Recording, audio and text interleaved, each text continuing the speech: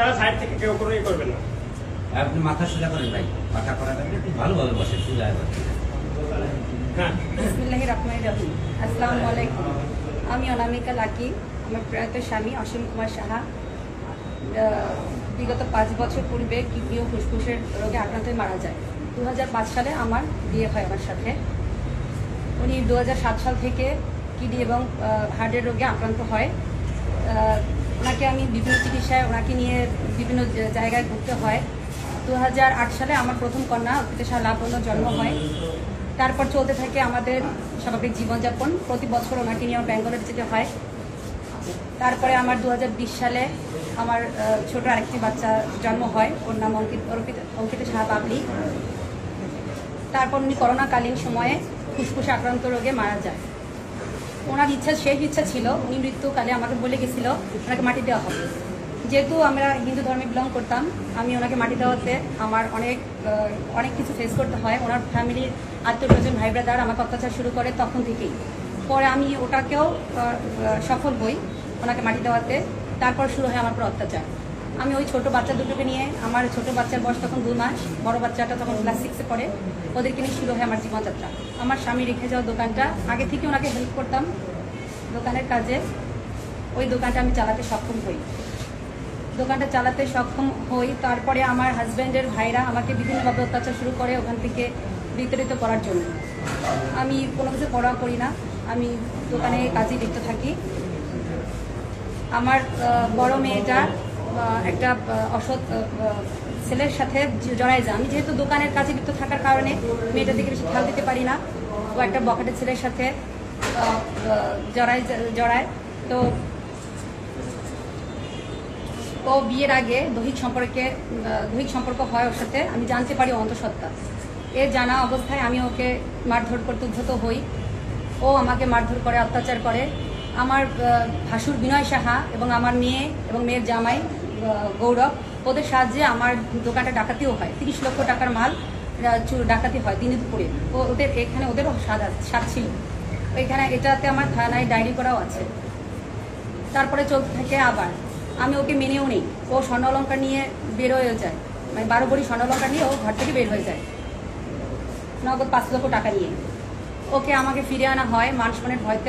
আমি ওকে বিয়ে দিতে বাধ্য হই। এলাকার কিছু লোকজন, বাজার কমিটির কিছু লোকজনের সাহায্যে আমি ওকে নিজে থেকে বিয়ে দিই। ওর জ্যাঠা বা চাচারা কেউ আমার সাথে তখন সাথ ছিল না। ওই বিয়েতে তখন প্রথম অবস্থায় কেউ রাজি ছিল না। আমি মেয়ের সুখের জন্য, ও গলায় দড়ি দেয়, ও মারা যায়, বিভিন্ন কারণে ওকে আমি বিয়ে দিতে বাধ্য হই। বিয়ে দেওয়ার পরে চলতে থাকে আমার দোকান, চলতে থাকে ওদের জীবন। ওদেরকে আমি সাহায্য করি। আজকে আইফোন, কালকে কলেজের ফি, এটা সেটা করতে করতে আমি একদম দিশাহারা হয়ে যাই। ওদের অত্যাচার শুরু হয় আমার পরে। মেয়ে জামাই গৌরব সাহা আমাকে বলে যে তোর মা হট অ্যান্ড সেক্সি। তো এই সব কারণে আমি বিভিন্ন কথা শুনতে থাকি, মেয়ের টর্চার সহ্য করতে থাকি। মেয়ে আমাকে কখনো খুন্তি পড়া, কখনো আয়রন স্যাক, এভাবে আমাকে টর্চার করতে থাকে দোকানটা নেওয়ার জন্য। আমাকে বলা হয় যে তুমি এখন ঘরে থাকো, দোকানটা আমরাই সামলাবো। কিন্তু আমি ভাবি যে আমি একটা অল্প বয়সী মেয়ে, আমি যদি বাসায় থাকি, ওদের অল্প বয়সী জীবন, ওরা এখনও নাবালিকা সবাই, জামাইয়েরও বয়স কম, মেয়েরও বয়স কম। তো আমি ওই দোকানটা দিতেও ইচ্ছুক হই না। তারপরে চলতে থাকে আমার অত্যাচার। এই অত্যাচারে আমি ওদের প্ল্যান শুনতে পাই যে ওরা আমাকে মেরে ফেলার একটা প্ল্যান করতেছে। পরে আমি নিজে থেকে ওদেরকে সেটা বাঁধানোর পর ওকে ঘর থেকে বের করে দিই। তারপরে শুরু হয় আবার অত্যাচারিত হয়ে আমি সিদ্ধান্ত নেই আমি আমার হিন্দু ধর্মের ভাই ব্রাদার কাছে, আমার আত্মীয় স্বজনের কাছে, সবার কাছে হেল্প চাই, কিন্তু কেউ আমাকে হেল্প করে না। পরে আমি সিদ্ধান্ত নিই যে আমি আমার ধর্ম চেঞ্জ করবো। এদিকে আমি আবার স্নাতক লাভ করি ইসলামের পরে।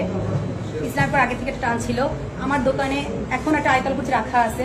এই আয়তাল কুচি কেন রাখা হলো, এই নিয়ে অনেক গসিপ, অনেক মারধর খেতে হয় বিনয়সার কাছ থেকে। আমাকে বাসস্ট্যান্ড পর্যন্ত বলা হয়, আমাকে বাসা থেকে তাড়ায় দেওয়ার ব্যবস্থা করা হয়, এবং ভয়তে আমি আয়তাল কুচি রেখেও সরাইও ফেলি। আমি স্বপ্নে দেখি যে আয়তাল কুচি রাখার পরে আমার কোথা থেকে দৈববাণী আসে যে আমি যেন আবার ওটা রাখা হয়, আমি ওটা আবার রাখি। এভাবে অত্যাচার শুরু হয়। আমি আর সহ্য করতে পারি না। তারপরে আমি সিদ্ধান্ত নিই যে আমি ধর্ম চেঞ্জ করবো এবং আমি বিয়েও করবো। আমার বর্তমান স্বামী আলমগীর বিশ্বাস, ওনাকে আমি ভালোবেসে বিয়ে করি, উনিও আমাকে বিয়ে করে। তো আমি ইসলাম ধর্ম গ্রহণও করে ফেলি, বিয়েও করে ফেলি। এটা জানাজানি হবার পরে আমার মেয়ে, জামাই, আমার ভাসুর, দেবর, আমার ওখানে যারা আছে, বাজার কমিটির যারা সভাপতি, সেক্রেটারি, পুরো কমিটি, এরা আমাকে এক কাপড়ে বের করে দেয়। আমি আমার কোথাও ঠাই না পেয়ে আমি আমার ছোট বাচ্চাটাকে নিয়ে আমার স্বামীর কাছে গিয়ে ঠাই পাই। তারপরে ফিরে এসে দেখি অসাধু লোকের সাহায্যে আমার দোকানে, আমি আমার যে যাওয়ার মানে দোকানে তালা বেড়ে রাখে, এবং ওরা ঘরে উঠায় দেয়। আমার দোকানে দোকানে তালা রেখে দেয় এবং বাসায় ওরা উঠায় দেয়, আমার মেয়ে জামাইকে উঠায় দেয়।